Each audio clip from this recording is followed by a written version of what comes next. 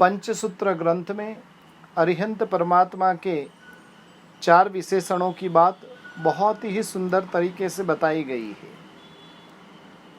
पहला विशेषण है वीतराग।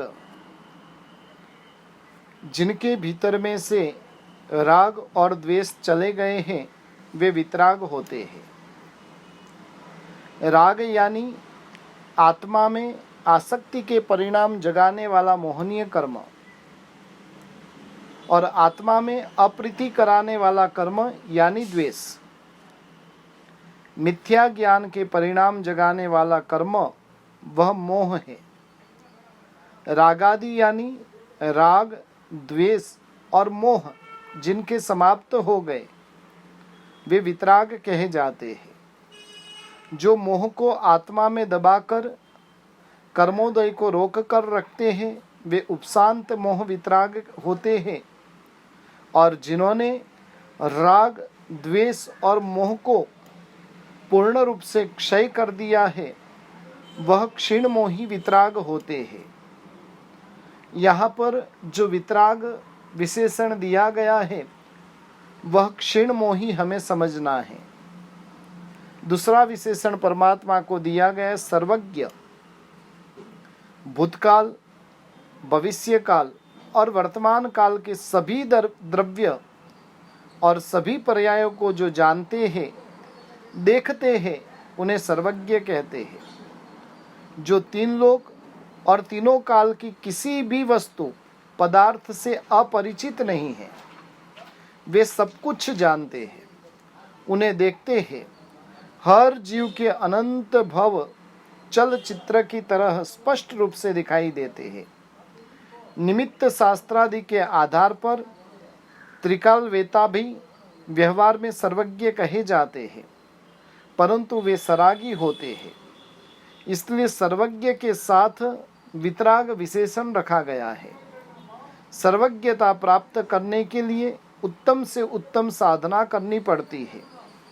प्रमाद का त्याग कर स्वाध्याय, ध्यान, कायोत्सर्ग में रत रहना पड़ता है, तब जाकर केवल ज्ञानी सर्वज्ञ बन सकते हैं। जहाँ पर प्रमाद है वहाँ पर केवल ज्ञान की प्राप्ति कतई नहीं होती है। तीसरा विशेषण अरिहंत परमात्मा को दिया गया है देवेंद्रों से पूजित।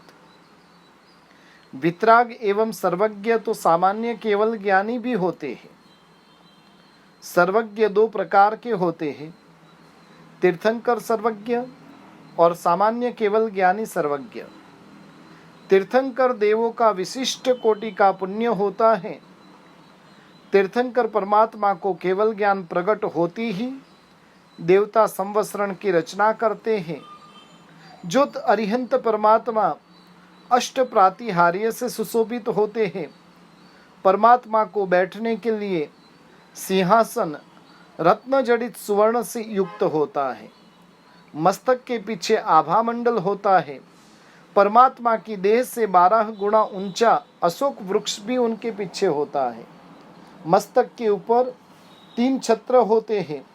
देवदुंदुभि, दिव्य ध्वनि, पुष्पवृष्टि आदि की रचना कर देवों के देव यानी देवेंद्र वो भी परमात्मा की पूजा भक्ति करते हैं।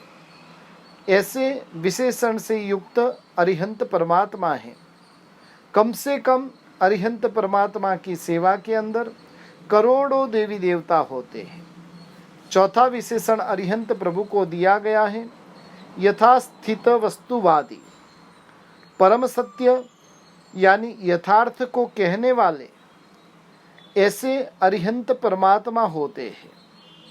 अरिहंत परमात्मा धर्म तीर्थ की स्थापना कर कर मोक्ष मार्ग के तत्वों का उपदेश देते हैं। तत्पश्चात ही मोक्ष पधारते हैं। यही सूचित करने के लिए कि यथास्थितवादी यह चौथा विशेषण कहा गया है। कहते हैं 14 पूर्वी श्रुत केवली भगवंत भी यथास्थित वस्तुवादी होते हैं, परंतु सूत्रकार को श्रुत केवली भगवंतों को यहाँ नहीं लेना है।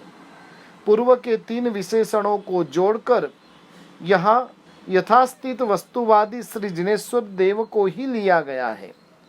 सूत्र में अरुहंताणम शब्द है, उसका अर्थ होता है जिनमें अब कर्म बंध का कोई भी कारण नहीं है, जिनमें कर्म के अंकुर उदित नहीं होते हैं, और ऐसे अरिहंत प्रभु को वंदना इस पंचसूत्र के मंगल के स्वरूप में की गई।